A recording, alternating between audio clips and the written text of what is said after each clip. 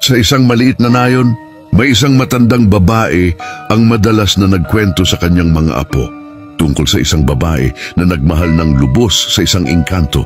Ayon sa kanyang kwento, noong unang panahon, sa isang malayong lugar sa ilalim ng mga matatandang puno ng kagubatan, nakatira ang mga nilalang na tinatawag na tamawo.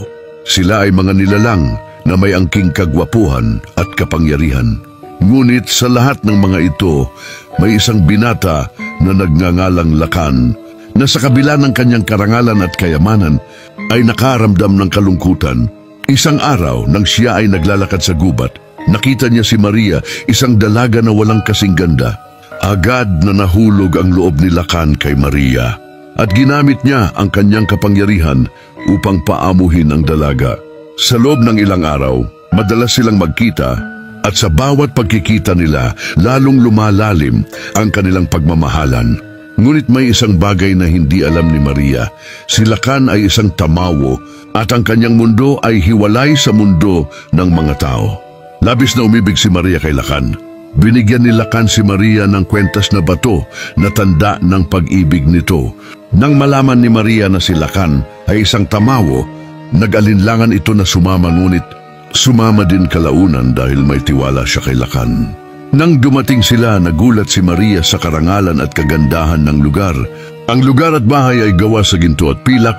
Ang mga ilog ay dumadaloy na parang ginto. Ngunit sa gitna ng lahat ng ito, nais ni Lakan na manatili si Maria sa kanilang mundo at hindi na makakabalik kailanman. Nang malaman ng hari ng mga tamawo tungkol sa pag-ibig nila, nagalit ito at pinarusahan si Lakan ayon sa kanilang patakaran. At si Maria ay ibinalik sa mundo ng mga tao. Labis na nalungkot si Maria. Wala man lang siyang nagawa upang ipaglaban ang kanyang minamahal. Lumipas ang araw at ilang taon, labis pa rin ang kalungkutan ni Maria. Lagi siyang nasa gubat nag-aabang na baka sakaling bumalik si Lakan para sa kanya. Hanggang sa umabot na sa kanyang katandaan at kumulubot na ang kanyang balat, lagi pa rin niyang hawak ang binigay ni Lakan na kwentas. Alala ng kalungkutan sa gitna ng pag-ibig na kailanman ay hindi nababalik. Nang matapos magkwento ang matanda sa kanyang mga apo, "Lola, ano ang nangyari kay Lakan?"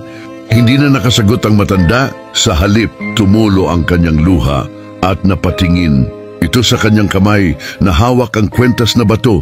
Ito ay isang kwento ng isang matanda na nagmahal at nawalan, ngunit ang kanyang pag-ibig ay nagpapatuloy sa pamamagitan ng isang kwintas na bato. Isang kwento ng isang babae na hindi na umibig ulit dahil sa kalungkutan at labis na pagmamahal sa isang tamawo. Gusto mo ba ang mga ganitong kwento? Halika at magsubaybay para sa kwentong hiwaga at kababalaghan.